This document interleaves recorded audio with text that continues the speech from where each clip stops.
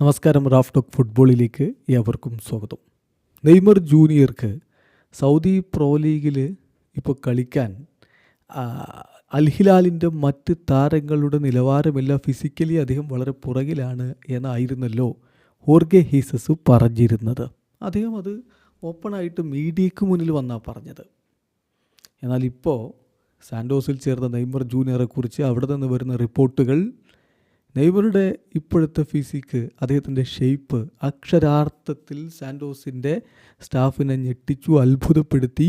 നിലവിൽ കളിച്ചുകൊണ്ടിരിക്കുന്ന താരങ്ങളുടെ അതേ രൂപത്തിൽ തന്നെയാണ് നെയ്മർ ജൂനിയറും ഉള്ളത് എന്നാണ് അവിടെ നിന്ന് വരുന്ന റിപ്പോർട്ടുകൾ. അപ്പോൾ ഹോർഗെ ഹീസസ് പറഞ്ഞതെന്താ? ഹോർഗെ ഹീസസിൻ്റെ പ്രശ്നം എന്തായിരുന്നു? ഇനിയിപ്പോൾ സൗദി ലീഗ് ബ്രസീൽ ലീഗിനേക്കാൾ ഏറെ ഉയരത്തിലാണ് എന്ന് വാദിക്കാൻ ആളുണ്ടാവും. അത് വെറും വാദം മാത്രമാണ്.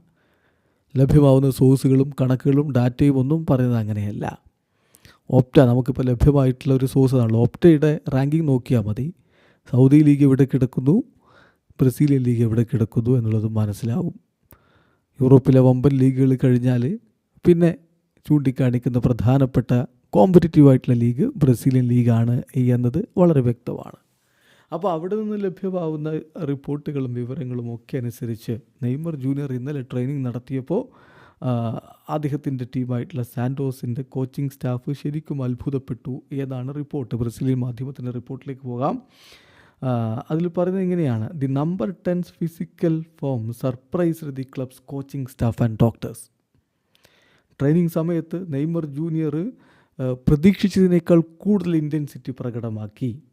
ഇൻ്റേണൽ റിപ്പോർട്ട് അനുസരിച്ച് മനസ്സിലാക്കാൻ പറ്റുന്നത് ഒന്നുകിൽ സിമിലർ അല്ലെങ്കിൽ ഹയർ ഫിസിക്കൽ ലെവലാണ്. നിലവിൽ കളിച്ചുകൊണ്ടിരിക്കുന്ന താരങ്ങളെക്കാൾ ഒന്നുകിൽ ഹയർ ഫിസിക്കൽ ലെവൽ അല്ലെങ്കിൽ അവരോടൊപ്പമുള്ള ലെവൽ അദ്ദേഹം ഇപ്പോൾ കൃത്യമായിട്ട് കാണിക്കുന്നുണ്ട്.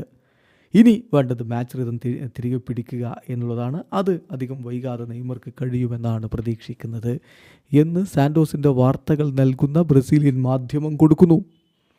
അപ്പോൾ ഹോർഗെ ഹീസസ് പറഞ്ഞതോ? ഏതായാലും ഇന്നലെ അദ്ദേഹം മികച്ച രൂപത്തിൽ ട്രെയിനിങ് നടത്തിയിട്ടുണ്ട്. അവരുടെ കോച്ച് പെഡ്രോ കൈസീഞ്ഞ ഇന്നലെ ട്രെയിനിങ്ങിൽ പ്രസൻ്റ് ഇല്ലായിരുന്നു. അദ്ദേഹത്തിൻ്റെ കണ്ണിന് ഓപ്പറേഷൻ കഴിഞ്ഞിരിപ്പാണ്. കുറച്ച് ദിവസങ്ങൾ കൂടി അദ്ദേഹത്തിൻ്റെ ടെക്നിക്കൽ സ്റ്റാഫായിരിക്കും കാര്യങ്ങൾ മാനേജ് ചെയ്യുക. എന്തായാലും നെയ്മർ ജൂനിയർ മടങ്ങിയെത്തിയതിൻ്റെ സന്തോഷത്തിലാണ് ആരാധകരുള്ളത്. ഹോർഗെ ഹീസസ് പറഞ്ഞത് വെറും പൊയ്വാക്കായിരുന്നു എന്നത് തെളിയുമോ? വരും നാളുകളിൽ കാത്തിരിക്കാം. വീഡിയോ അവസാനിക്കുന്നു. ഫുട്ബോൾ ലോകത്ത് കൂടുതൽ വിശേഷങ്ങളുമായി റാഫ് ടോക്സ് എത്താം.